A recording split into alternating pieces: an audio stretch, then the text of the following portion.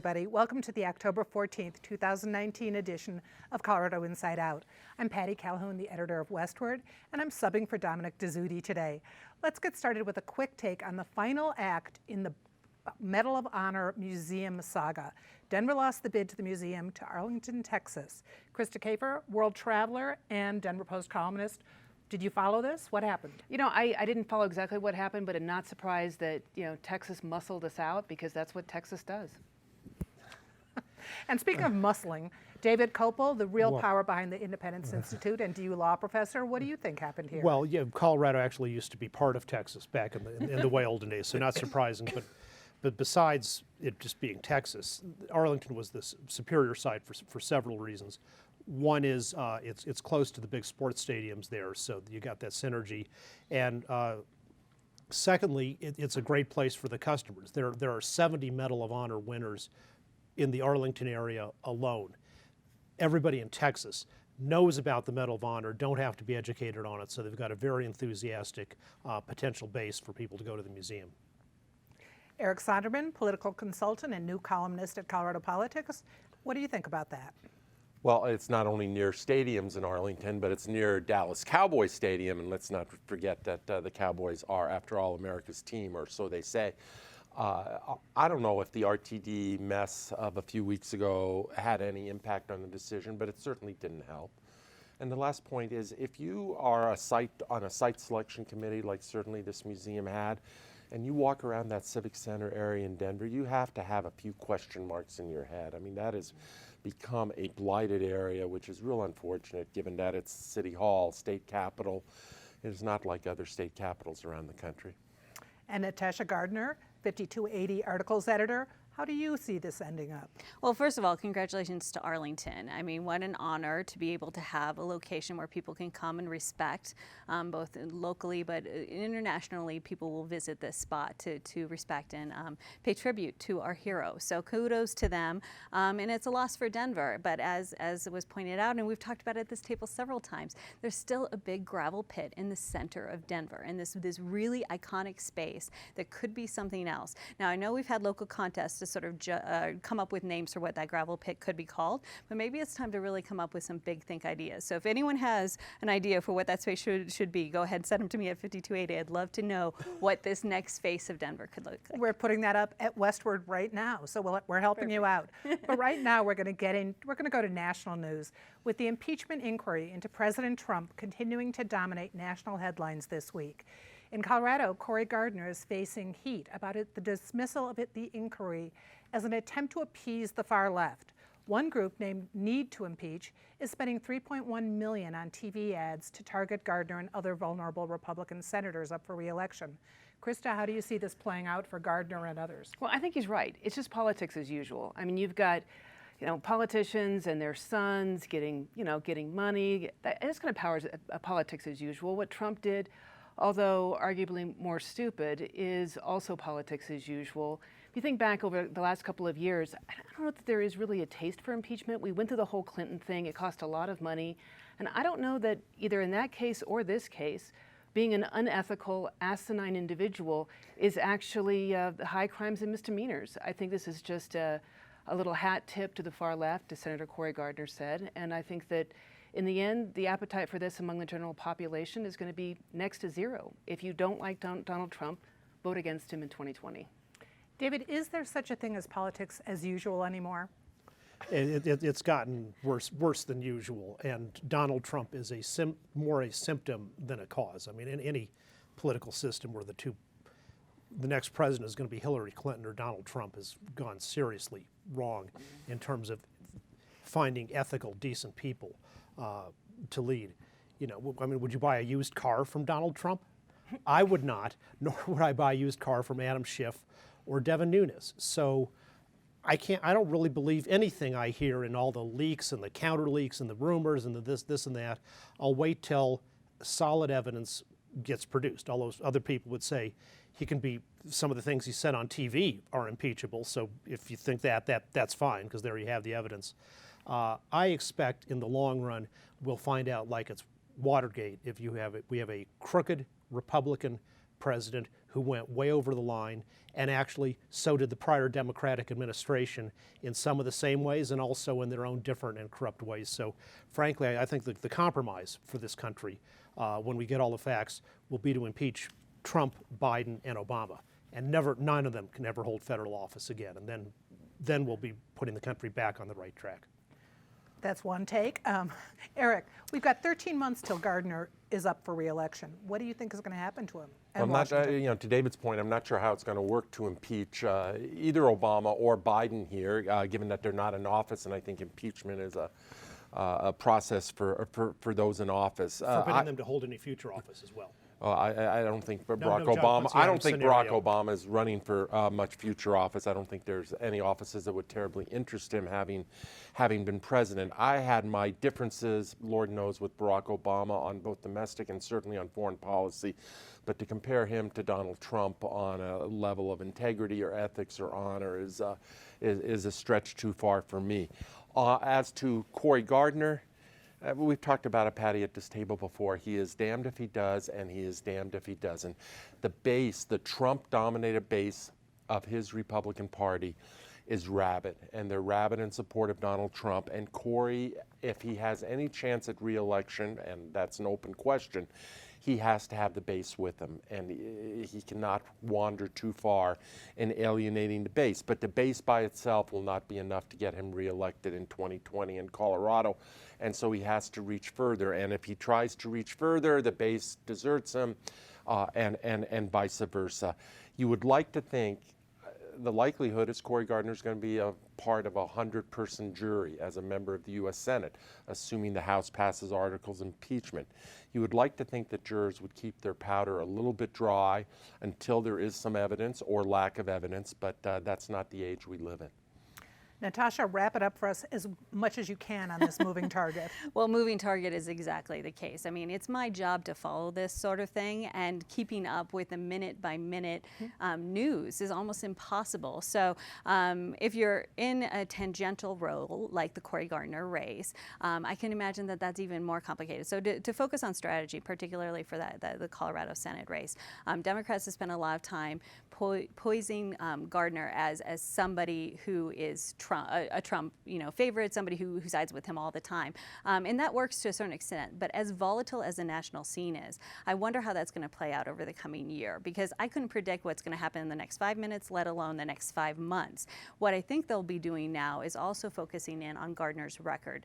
Gardner's record's separate from anything related to Trump. And I think that's what Colorado voters are going to connect with, too. This is truly a job evaluation. It's a chance for Gardner to make his case for what he's done for the state of Colorado, and it's a chance for all of his opponents to say this is what he hasn't done in Colorado. If the conversation solely focuses on Trump, I don't think the Colorado voters are going to get enough information to make that decision in the way that they want to. Well, we've got 13 more months until that one's decided. But in the meantime, closer to home, the Yes to Proposition CC campaign has finally begun in earnest. The group had a kickoff press conference on October 2nd. The measure would allow the state government to retain surplus tax revenue. Ballots will be mailed out to voters on October 15th. David, how do you see this one coming down? I just want to say that among the articles of impeachment against President Nixon was attempting to use the IRS for political purposes against his political enemies, which Barack Obama did on a far larger and more successful scale than Nixon ever dreamed about. The Proposition CC thing about saying we will retain surplus revenue is another way of saying we're going to take your refund.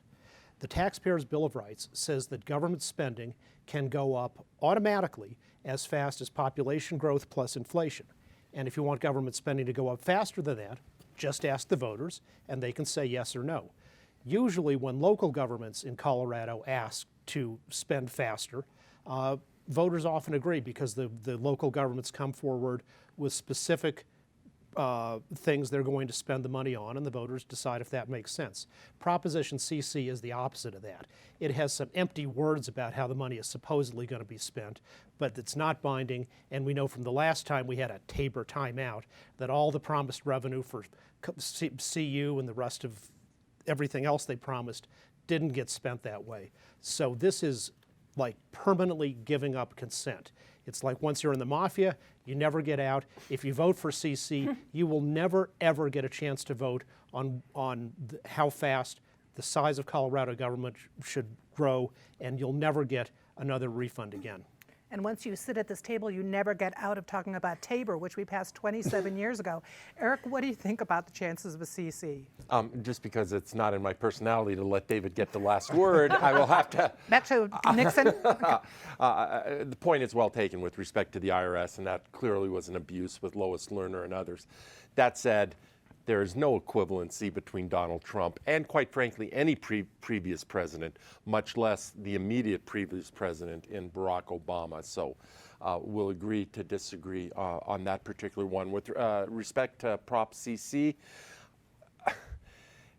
to say a campaign begins in earnest when the campaign kickoff is 2 weeks or less than 2 weeks before ballots go out, makes me question the definition of the word earnest. I don't know if there's a perverse genius here to the proponents of this measure who have decided to keep it under the radar and just let what is very favorable ballot language. If you just read the ballot language in front of you on the ballot, it's mom and kittens and apple pies. And I think their hope is that the language itself carries this across the finish line. I see this as a precursor to a much bigger fight, which the state is looking to in 2020, when there are forces out there who want to have a ballot proposition to outright repeal Tabor, which I think is several bridges too far to get past the voters in Colorado. But on the one hand, if this CC, which is a fairly tepid measure compared to a total repeal, if that goes down, that's clearly a sign that there's no appetite for the outright repeal. But on the other hand, if it passes, then voters are going to think, well, we've already taken care of some of the problem.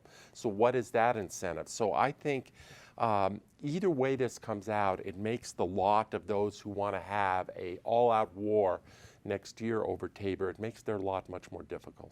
Natasha, happy kittens or a Trojan horse? Well, what's interesting is that, yes, Tabor has been a conversation at this table all the time, but so has education and transportation funding, which is where the funds, if this was passed, would go to. So we're managing to just lump together all the big things that we like to talk about, but conversely, all of Colorado like to talk about as well. But we've turned down funding for transportation and education time and time again. So how that plays into this larger conversation of Tabor and whether we like it or not, whether we want to do something or not, is really, that's going to play out in interesting ways. I think, yes, this is the start of the conversation, but it's also a long continuation. For years, they've been building the sort of grassroots work around saying that Tabor and Gallagher are the reasons that we can't do X, Y, Z in this state. And that conversation is had in many different sectors. So it's going to continue. And unfortunately, I think we're going to keep talking about Tabor for a very long time.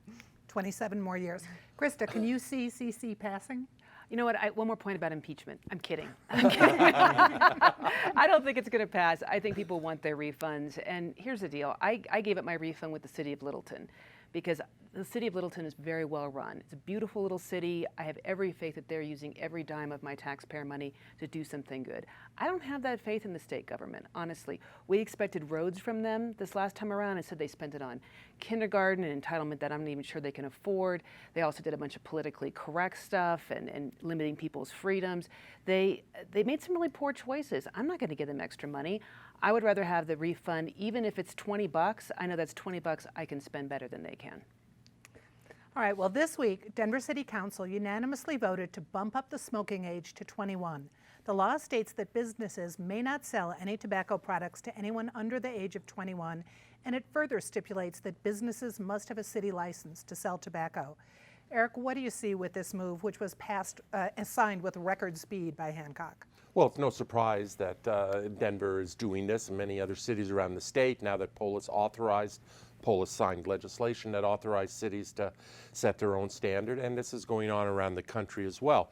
In terms of where I come from, I've spent a lot of years in years past as a consultant working on anti-tobacco causes, working against the tobacco industry. I'm going to play a little bit against type here. This is no endorsement of smoking. It's a scourge. It's a stupid move, whether it's e-cigarettes or old-fashioned cigarettes. It is, anyone who thinks it's not harmful to your health needs to crawl back in their cave. That said, if you are old enough, I think there's something to be said for some personal liberty here. And people ought to be entitled to make mistakes no matter how stupid those mistakes are. And if you're old enough to vote, And if you're old enough to go fight for this country in the military, maybe you can make that decision on your own at age 18 without a nanny government coming in and telling you otherwise. Natasha, what do you think of this move? Well, we're not stepping out on a limb here. There are more than a dozen states that have already passed similar rules. There's already 8 other cities in Colorado that have done the same. In some ways, it's just fascinating that in 2019 we're having this conversation again, and that's because the product changed. There's this new sort of method of delivery, method of consumption, and it has people really concerned for a lot of very good reasons. One of the things that I thought was interesting this week as I was watching coverage for it, CBS 4 in their report talked about the National Jewish Hotline for quitting has opened it up to kids as young as 12 years old. So if that is surprising to anyone, that's exactly why this is a conversation in Denver, but across the country right now. Krista, what do you think about this? Listen, I've written hundreds of columns for the Denver Post, and finally, a legislature actually passed something I advocated. So I'm very, very happy that they signed this for that reason. Also, I'm an ex-smoker. I started when I was 15. I quit when I was 27. It was brutal to quit. It was easy to start. We know that the human brain doesn't fully mature until 25, and yet it's easy to make foolish decisions. I remember enjoying that first cigarette at 15, and I've got friends that are still smoking to the detriment of their health today. Moving that up to 21 and saying that we can consume adult beverages, consume adult smoking products, be it tobacco or marijuana, just makes sense to me. And frankly, I'd boost the voting age as well if it were up to me, because I think that people need to be a certain maturity to make these decisions, and 18 is really not that point. David, should we boost the voting age and the driving age and everything else? Well, I'd say the Supreme Court Justice Sutherland, after the Vote for Women amendment, the 19th Amendment was passed, said this has implications not just for voting, but it tells us a whole bunch about equal rights for women. And so he said you can't have special discrimination against them that limits their job choices compared to what a man could do. And I think our constitutional amendment on voting age says the same kind of general signal. So, and besides fighting for your country or being drafted, as Eric points out, you can also will be charged as an adult in criminal court at age 18 or over. And if you're old enough for that, and you can even get an abortion when you're much younger than that, you're old enough to make the decision for yourself, for your own body, about cigarettes or vaping. Okay, well, we're going back to City Council, where members, along with Mayor Hancock, held their first of 6 community meetings regarding the proposed minimum wage hike. The raise for an estimated 100,000 Denver workers is expected to pass, but there are still questions, especially from restaurants, about tipped employees. Natasha, do you see this passing? I think it has a very good chance, and that's because outside of just the question about wages, there's a larger question about growth in this city, and everyone knows this. The city has grown incredibly, the metro area has grown incredibly, the cost of living has gone up, and wages in many areas have not followed that same amount of increase. So in some ways that this is a conversation that needs to happen. What I think is interesting is as these conversations are happening in the community, we're also having conversations about other things that need to be discussed. Equity, inclusiveness. It's been brought up several times that this increase would affect women and people of color in particular, and that would create some equity in the workspace. So those are all important conversations that I think are just going to get more and more intensified as this conversation proceeds. Krista, what do you see happening in Denver on this? Well, you know what, I would think it would be a mistake to do it. And I say this as somebody who used to work for minimum wage. It is a great starting point in one's life. The fact is that we could kick out that first rung of the ladder with policies like this. The Congressional Budget Office just published a paper saying that when cities, states raise the minimum wage, or the feds were to raise the minimum wage, you will see people lose jobs. And that's the concern. Yes, some people will see a little bit more money in their paycheck. Other people are going to lose hours and they're going to lose jobs. Also think about small businesses where those margins are very small. You could have businesses going belly up. And also at some point, people are going to say, do I really want to spend $10 for a cup of coffee? At some point, you also see people walking away from businesses. So I think they need to balance those concerns and also realize that there are other ways to help people move up the economic ladder. Don't kick out the first rung. Instead, strengthen the next couple of rungs to encourage people to seek jobs, whether it's in the trades or going back to college, where they can make more money through the market.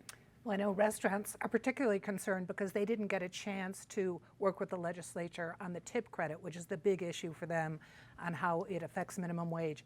David, do you think Hancock moved too quickly on this? No, this is a genius move to help solve the affordable housing problem. As Krista said, the effect of a minimum wage increase is, say you're actually worth $12 an hour in what you can do. Well, you might get a raise with a new minimum wage, or they might just get rid of your job, and there will be some of each, as we know from everywhere else. So a lot of low-skilled workers lose their jobs. Small businesses that can't afford to pay people more than their actual productive value, they close down, they leave the city too. Now, so you've got low-skilled workers and small business leaving the city. That reduces the pressure on housing. So we get rid of the less wealthy people and don't have so much of an affordable housing problem. It's a brilliant move by the mayor and the council. Well, and that's certainly a silver lining. Eric, could you tarnish that for us? I don't know if I can tarnish that or not. I've disagreed with Krista and David on other issues on this show. I largely agree on this one. This goes under the heading to me of good intentions and bad/unintended consequences. Yes, wages will go up for some. Number of hours that they are given to work may well go down. Robotics and the increasing use of robotics in service industries will likely go up, as it has in other cities, Seattle and others that have done this with the minimum wage. The cost of goods and services for consumers will likely go up. So, it's good intentions. No one argues that people don't have the best intentions at heart and in mind, but you have to consider the consequences, and I think the consequences of this will outweigh any good that it does. Well, and certainly while Dominic's gone, we can vote ourselves a raise at this table. Maybe 100% raise. Yeah, 200%. But in the meantime, it's time for our favorite moment of the week. Krista, what's your disgrace? I think that honor goes to the office of Governor Jared Polis, and that's because he was acting a little Trumpish, I hate to say, in that his office asked for a newspaper to retract an article they didn't like. It wasn't because the article was inaccurate, they just didn't like it. And so asking for that retraction just seems a little Trump-like to me. We need to let the free press be the free press. If I had a penny for every time someone's asked me to retract something, David. The current trend of people hating their political enemies more than they love their country. Eric. Well, I certainly echo what David just said. The Colorado Open Records Coalition here, led by Jeff Roberts, has done some really good work, including publishing this week about the Colorado Air Quality Commission, which all of a sudden had an open records request for the communication of their just departed chief administrator. And all of that communication just disappeared when he left because somebody hit the delete button on all of his electronic records. We're living in a different age, folks, and record keeping and open records is not just about pen and paper and memos. It is about electronic communication, digital communication these days. And you need to have ways for maintaining and requiring the maintenance of digital records of senior people in state government. And Natasha. There's so much to pick from this week. It would be so easy to go political, but I'm actually going to go with sports. The Broncos and their opening of the season has just been really abysmal. Fortunately, Denver sports, other sports are picking up. So as the Avalanche and the Nuggets get ready to start their season, the Avalanche have already started. We'll have some other teams to watch, except that there's this TV dispute and we can't watch them on TV. So I guess we'll be buying more tickets this year. And let's throw in the Colorado Rockies. Sorry, Eric, I know you started out so optimistic about them. Okay, say something nice. I'm going to give it to Senator Cory Gardner. He called out the Chinese government, Xi Jinping, on the 70th anniversary of the communist government and said this is a terrible thing. 100,000 people died from communism. And I just got back from Albania. I've seen the legacy of that tragedy with my own eyes. And unlike Trump and perhaps some others, Senator Cory Gardner spoke clearly with clear moral authority to say this is not a good thing. The Chinese people deserve better. David. Yes, and he's also head of the Asian Affairs Committee, and you meant 100 million, as you said in your column, died from communism. But the nation, you said 100,000. Oh, yeah, 100 million. Oh, that was just a slow day for 100,000. The nation of Japan, which is holding the first World Rugby Cup ever in Asia, and the U.S. team features among them players from Colorado State University and the Glendale Raptors. Eric. Well, we have a little bit of time. I'll do a quick twofer. Ruben Valdez, former Speaker of the Colorado House, Latino political power in this state before Latinos had political power, passed away this week. A wonderful man who will be missed. And it's the high holy days of the Jewish people, so Lashana Tova. And Natasha. Well, I had a chance this week to write about a very special birthday. Charlie Burrell turns 99 today, and the Colorado Symphony is hosting a special concert in his honor tonight. I know Westward covered that as well, I believe. So just a really important figure in Denver's history and Colorado's history and internationally. So happy birthday. And a shout out to Susan Green, who got her $50,000 from the Denver Police Department. City signed off on it this week because of how they treated her when she was doing her job as a reporter. So Susan, next time you're back at the table, you're buying. Anyway, and congratulations to her and to the City Council for recognizing it was important. That's all the time we have for this episode of Colorado Inside Out. Dominic won't be back here next week, but we will all be at the table, misbehaving as much as possible and spending all our newfound cash that we have voted in. So thank you so much for watching. I'm Patty Calhoun. You can follow us on Colorado Public Television, and good night.